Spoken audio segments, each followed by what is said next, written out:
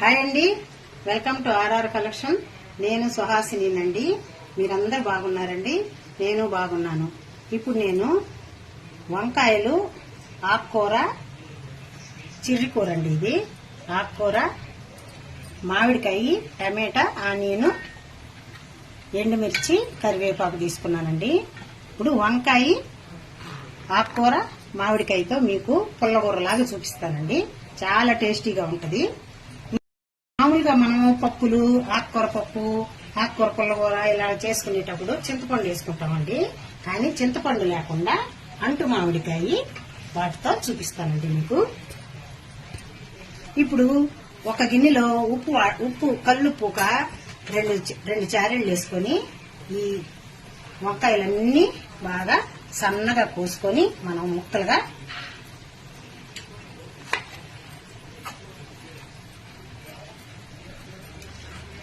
దీన్ని ఇలా కట్ చేసుకొని ఇలా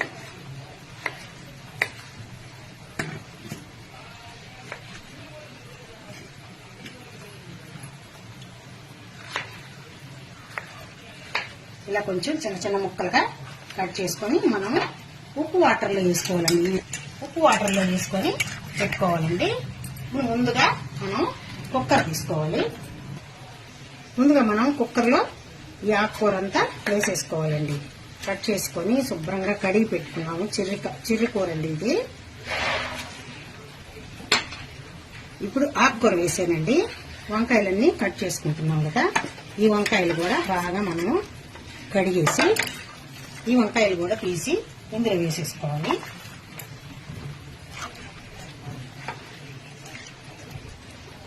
ఇప్పుడు ఇందులో కట్ చేసుకున్న మామిడికాయ ముక్కలు, అంటు మామిడికాయ ముక్కలన్నీ వేసేయాలి. తర్వాత ఇప్పుడు మనం మామిడికాయ వేసేసాం కదండి, టమాటా కూడా వేసేయాలి. వంకాయలు, మామిడికాయ, ఆకుకూర అన్నీ వేసేసాను. ఇప్పుడు కట్ చేసుకున్న ఆనియన్ కొంచెం వేస్తున్నాను. ఈ కొద్దిగా తిరగమార్చుకుంటానండి. ఎండుమిర్చి 20 తీసుకున్నాను. ఎండుమిర్చి 20 కాయలు వేసేసాను. ఒక ½ టేబుల్ స్పూన్ పసుపు. ఇప్పుడు ఈ పసుపు కూడా వేసేసాము.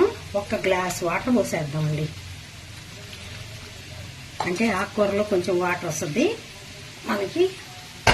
1 గ్లాస్ వాటర్ అయితే సరిపోతుంది. ఇప్పుడు కుక్కర్ మూత పెట్టేస్తాను. ఇప్పుడు మనం కుక్కర్ పెట్టేసి ఒక 2 విజిల్స్ తెచ్చుకుందామండి. అంటే ఎక్కువ ఉంది కాబట్టి క్వాంటిటీ, లేకపోతే ఆకుకూర కదా, వంకాయ కదా, 2 తొందరగా ఉడికిపోతాయి కాబట్టి 1 విజిల్ చాలు. ఇది క్వాంటిటీ ఎక్కువ ఉందని నేను 2 విజిల్స్ పెడుతున్నానండి. స్టవ్ ఆన్ చేసి పెట్టేస్తున్నాను. ఇప్పుడు 2 విజిల్స్ వచ్చేసిందండి. చల్లగా అయిపోయింది. ప్రెషర్ ఏమో ఉంది, కొంచెం దించి పక్కన పెడుతున్నాను. దీన్ని చల్లారిన తర్వాత మనం ఎనుపుకుందాం. ఇప్పుడు ఇది చల్లగా అయిపోయిందండి. కుక్కర్ తీసేసాను. వాటర్ అంతా ఉంచేసుకొని మనము పప్పు గుత్తితోటి ఎనుపుకుందాం. ఇప్పుడు ఇందులో ఒక 1.5 టేబుల్ స్పూను కల్లుప్పు వేస్తున్నానండి. ఇప్పుడు దీన్ని పప్పు గుత్తితోటి బాగా ఎనుపుకుందామండి. మెత్తగా అయిపోయే వరకు ఎనుపుకుందాము. ఇది బాగా ఈ విధంగా ఎనుపుకునేసేయాలండి. పప్పు గుత్తితోటి అయిపోయిన తర్వాత మనం తీసి పెట్టుకున్నాం కదా, ఈ దీనిలో నుంచి ఈ వాటరేనండి. ఇంక మళ్ళీ ఏం వాటర్ యాడ్ చేసుకోవాల్సిన అవసరం లేదు. అవి పోసేసాను. ఇప్పుడు స్టవ్ ఆన్ చేసి మనం గిన్నె పెట్టుకున్నామండి. తిరగమాత పెట్టుకున్నాం. ఇప్పుడు దీంట్లో ఆయిల్ వేసుకున్నామండి.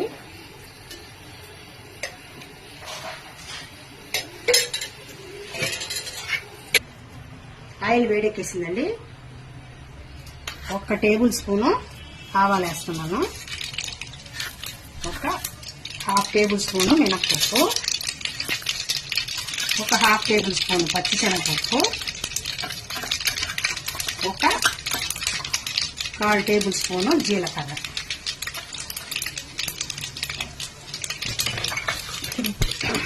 పోపు దినుసులన్నీ వేగాయండి. ఇప్పుడు కట్ చేసుకున్న ఆనియన్ వేసాను.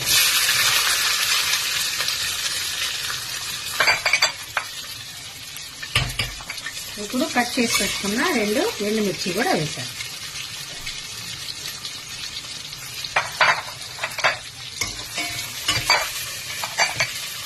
ఇప్పుడు 3 రెమ్మలు కరివేపాకు తీసుకున్నానండి. కరివేపాకు కూడా ఇందులో వేసాను. బాగా కొంచెం బ్రౌన్ కలర్ వచ్చే వరకు వేపుకుందాం.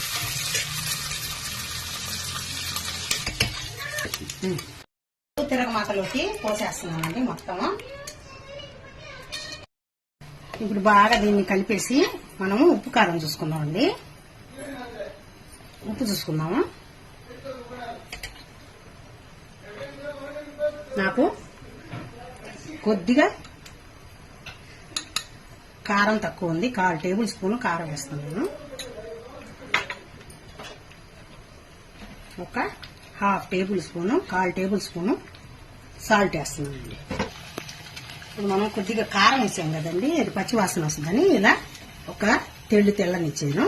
ఇప్పుడు స్టవ్ ఆపేసి సర్వింగ్ బౌల్లో తీసుకుందాం. ఆకుకూర వంకాయ అంటు మామిడికాయ తోటి పుల్లకూరలాగా చేశానండి. దీన్ని బజ్జి కూడా అంటారు. అబ్బా, దీన్ని ఇందాక ఉప్పు చూసినప్పుడు నాకైతే నోట్లో నీళ్లు ఊరిపోయినాయండి. అంత టేస్టీగా వచ్చింది. మీరందరూ దీన్ని తప్పకుండా ట్రై చేయండి. మేము ఈ సమ్మర్ అంతా ఎక్కువగా చింతపండు యూజ్ చేయకుండా అంటు మామిడికాయ తెచ్చుకొని ఆ పప్పుల్లో వాటిల్లో అంతా వేసుకొని ఎక్కువగా వాడుకుంటామండి. ఇప్పుడు గ్యాస్ట్రిక్ ట్రబుల్ ఉండే వాళ్ళకి చింతపండు ఎక్కువ వాడద్దు అంటారు కదా, అందుకని మా గ్యాస్ట్రిక్ ట్రబుల్ ఎక్కువగా ఉంది మా వారికి నాకు. దానివల్ల నేను ఎక్కువగా సమ్మర్ అంతా మాత్రం ఈ అంటు మామిడికాయ దొరికినన్ని రోజులు అదే పులుపుకి వాడుకుంటానండి. ఈ ప్రాసెస్ అంతా మీకు నచ్చినట్టయితే లైక్ చేయండి, షేర్ చేయండి, సబ్స్క్రైబ్ చేయండి. తప్పకుండా ట్రై చేయండి. మనకి నైట్ టైము అన్నము మిగిలిపోద్ది కదండి, దానిలో కొద్దిగా వాటర్ వేసుకొని కొంచెం గంజి ఉంచుకుంటాం కదా, ఆ గంజి పోసి కొద్దిగా పెరిగేసి బాగా చేతితోటి మెత్తగా పిసికి పెట్టేసుకున్నామంటే ఉదయాన్నే దీన్ని కొద్దిగా ఎత్తి పెట్టుకొని ఫ్రిడ్జ్ లో దీన్ని నంచుకొని తింటే ఉంటదండి, బ్రహ్మాండంగా ఉంటది. అందరూ తప్పకుండా ట్రై చేయండి. బాయ్ అండి. నెక్స్ట్ ఇంకో మంచి వీడియోతో కలుస్తాను. నా వీడియో లాస్ట్ వరకు చూసినందుకు మీకు అందరికీ థ్యాంక్స్ అండి.